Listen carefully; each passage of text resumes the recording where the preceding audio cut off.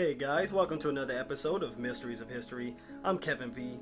To most people, the moon is just a big block of cheese. To others, it's a beautiful sight. But to science, it is a freak of nature, and the best explanation for it is observational error. Let's get into it. The favored official scientific explanation is that the moon broke off from the Earth's crust after it was struck by a massive Mars-sized object and then remained in our orbit. The truth is, we have no clue where the moon came from, and it shouldn't, by physics, be there. The moon is far older than previously expected, maybe even older than the Earth or the Sun. The oldest age for the Earth is estimated to be 4.6 billion years old. Moon rocks were dated at 5.3 billion years old, and the dust upon which they were resting was at least another billion years older. Even stranger, the chemical composition of the dust upon which the rocks sat differed remarkably from the rocks themselves. Contrary to the accepted theory that the dust resulted from withering and breakup of the rocks had to have come from somewhere else. The rocks were also magnetized.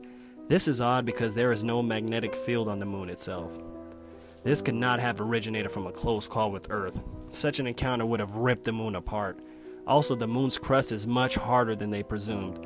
Remember the extreme difficulty the astronauts had when they tried to drill into the Maria? Well, the Maria is composed primarily of ilmenite, a mineral containing large amounts of titanium, the same metal used to fabricate the hulls of deep-diving submarines and the skin of the SR-71 Blackbird. Uranium-236 and Neptunium-237, which are elements not found in nature on Earth, were discovered in lunar rocks, as were rust-proof iron particles.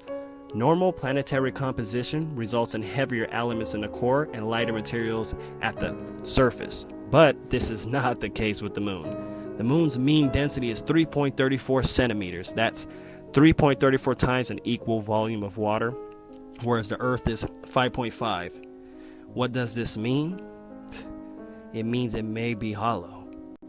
In 1962, NASA scientist Dr. Gordon MacDonald stated, "If the astronomical data are reduced, it is found that the data require that the interior of the moon is more like a hollow than a homogeneous sphere."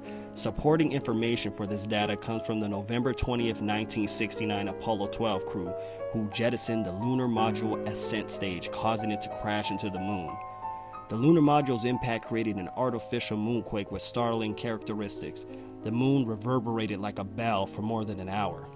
This phenomenon was repeated with the Apollo 13 crew, intentionally commanding the third stage to impact the moon, with even more startling results.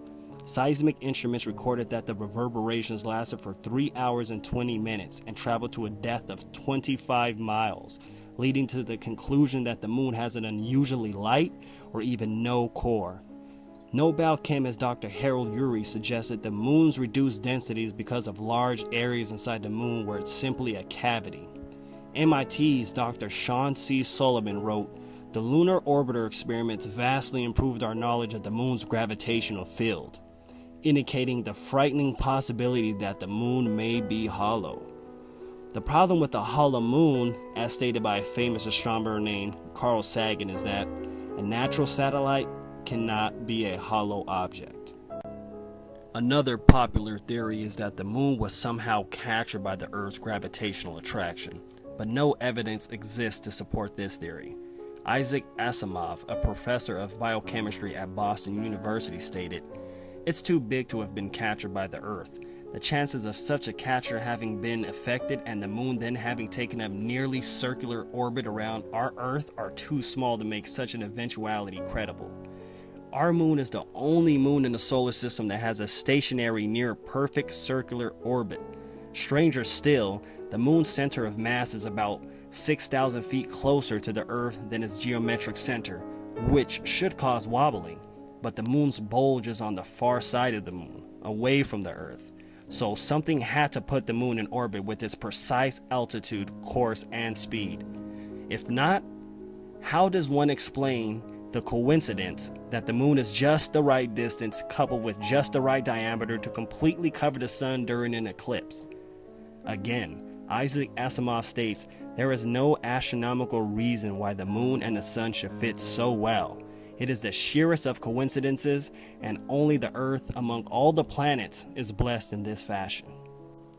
Aristotle, as well as other Greek and Roman authors, all wrote of a group of people called the Prosellenes, who lived in the central mountainous area of Greece called Arcadia.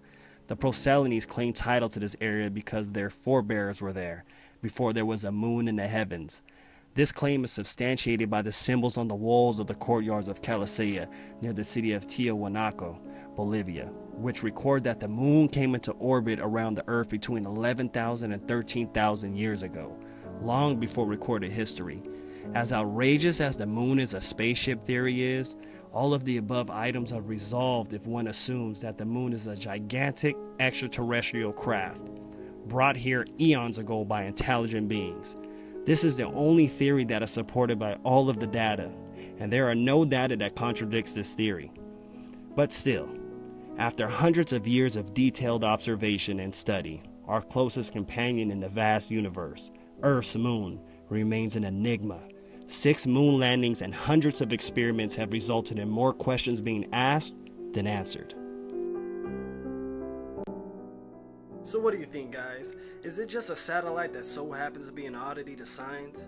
Or is it some kind of alien technology like the Death Star from Star Wars or something? Tell me in the comment section down below. Don't forget to like and subscribe, and I'll see you next time.